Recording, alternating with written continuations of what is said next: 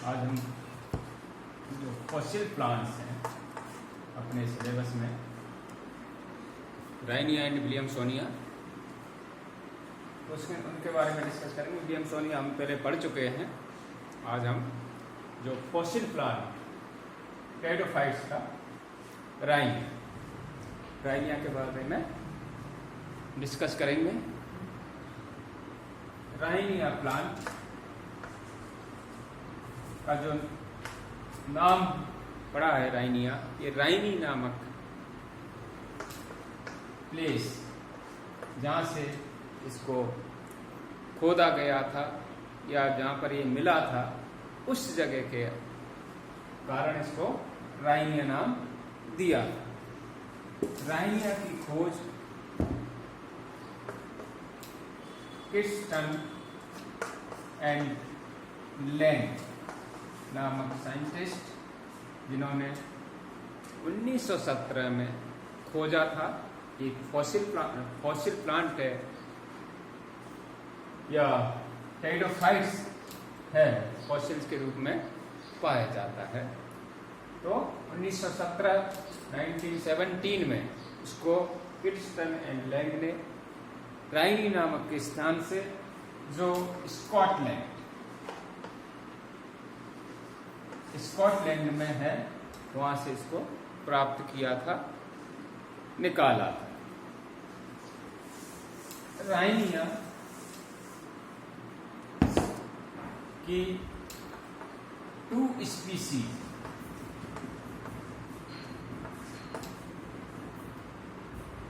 की खोज की गई है। Rhynia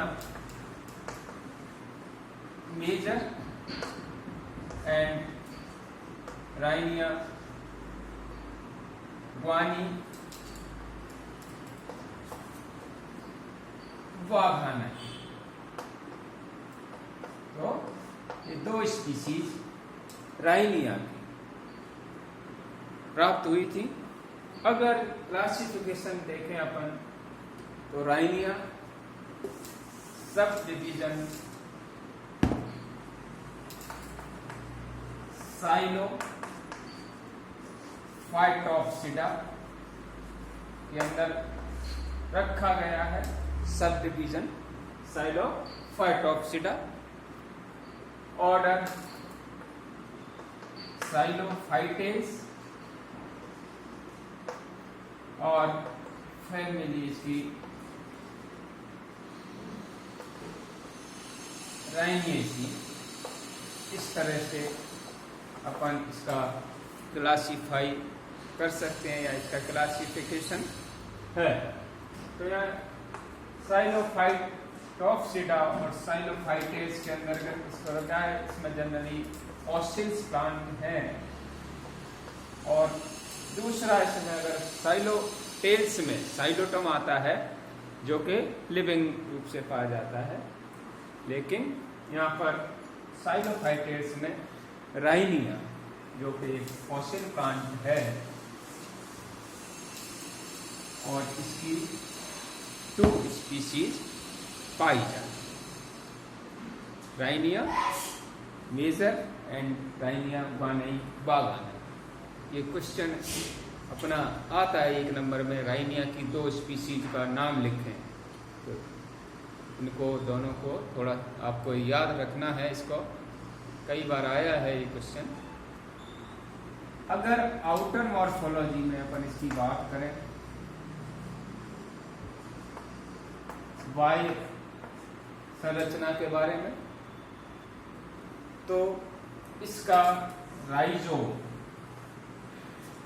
dichotomously branched, subterranean and creeping रूप से पाया जाता है। और ये डाइकोटोमसली ब्रांच्ड होता है। ये राइजोम इस तरह से, एरियल पार्ट भी इस तरह से डाइकोटोमसली ब्रांच्ड होते हैं इसमें।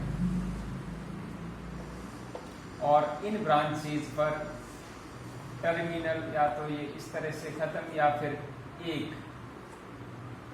एपिकल अपेक्स पर इस पे यहाँ पर स्पोरेंजिया पाई जाती है, जो कि जिनमें स्पोर्स का निर्माण होता है। दोनों स्पीसीज में अगर देखें अपन तो राइनिया मेजर लगभग 50 सेंटीमीटर तक इसकी हाइट पाई जाती है और 1.5 से 6 mm तक इसकी डायमीटर होता है। राइनिया गुआनाई बागानाई उसकी जो हाइट होती है, ऊंचाई होती है एरियल जो पार्ट की, वो 20 सेंटीमीटर तक होती है, 20 सेंटीमीटर तक इसकी लंबाई और 1 से 3 mm डायमीटर का इसका एरियल पार्ट या एरियल पोर्शन होता है। राइनिया में जहाँ से ब्रांचिंग होती है या एरियल पार्ट का निर्माण होता है, उसमें नीचे की साइड में यूनिसेलुलर एक कोशिकीय राइजोइड्स पाए जाते हैं। राइजोइड्स यूनिसेलुलर होते हैं और ये टफ्स में पाए जाते हैं या ग्रुप्स में या गुच्छे के रूप में पाई जाती हैं। तो यहाँ पर जो राइजोइड्स होते हैं वो एक कोशिकीय होते हैं और टफ्स में पाए जाते हैं या गुच्छों में पाए जाते हैं, जो एब्जॉर्प्शन का काम और इसको एंकरेज का या काम करें। एरियल पार्ट में दोनों में स्पीसीज में जब अपन इनकी आउटर मॉर्फोलॉजी देखते हैं तो राइनिया मेजर जो होता है उसकी जो सरफेस होती है वो स्मूथ होती है और किसी तरह के यहाँ पर अपेंडेजेस वगैरह नहीं पाए जाते, लीफ वगैरह इसमें नहीं पाई जाती। लेकिन जब अपन राइनिया गुआनाई बागानाई का स्टडी या उसकी मॉर्फोलॉजी देखते हैं तो इस पर इस तरह से जब एडवेंटिशियस ब्रांचेस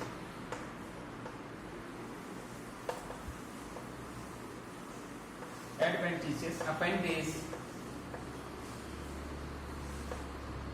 प्रेजेंट होती है, पाई जाती है और यहाँ पर इसमें भी ये स्पोरेंजिया और ये एडवेंटिशियस अपेंडेज पाए जाते हैं। लेकिन इसकी हाइट वो कम होती है, 20 सेंटीमीटर होती है और राइनिया मेजर की 50 सेंटीमीटर तक होती है। इसका डायमीटर भी कम होता है। इस तरह से इन दोनों स्पीसीज को अपन मॉर्फोलॉजी के आधार पर पहचान सकते हैं। इन अपस्थानिक अपेंडेजेज में किसी भी तरह का वेस्कुलर बंडल्स नहीं पाए जाते इनमें, और ये जो कॉर्टेक्स सेल्स हैं उनके प्रोलिफरेशन द्वारा या उनके प्रसारण द्वारा इनका निर्माण होता है।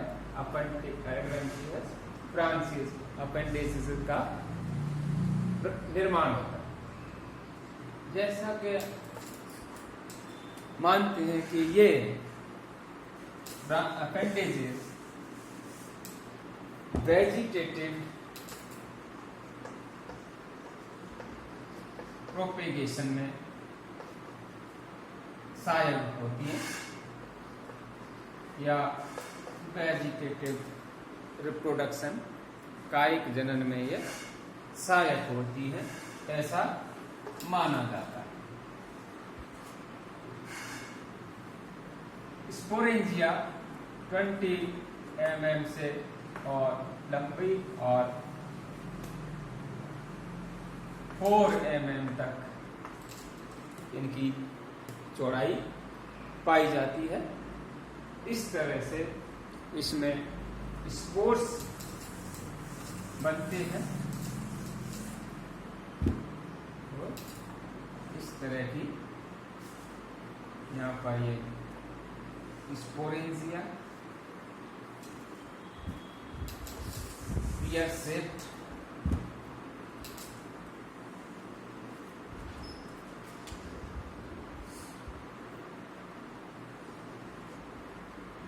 और इसमें कैपिटम वगैरह और ये बॉल और यहाँ पर ये स्पोर्स। तो राइनिया मेजर उसकी जो स्पोरेंजिया है ये अपेक्स पर टिप पर ब्रांच के वहां पर निर्माण होता है इसका, और सारे के सारे जो स्पोर्स होते हैं वो होमोस्पोर्स होते हैं, एक ही तरह के होते हैं स्पोर्स। ये राइनिया गुआनेगागानाई की स्पोरेंजिया थोड़ी छोटी होती है और चौड़ाई भी इससे कम होती है। तो ये स्पोर्स इसमें पाए जाते हैं। स्पोर्स आगे चल करके नया गैमेटोफाइट का निर्माण करते हैं नेक्स्ट पीढ़ी, क्योंकि ये जो पीढ़ी है इसकी या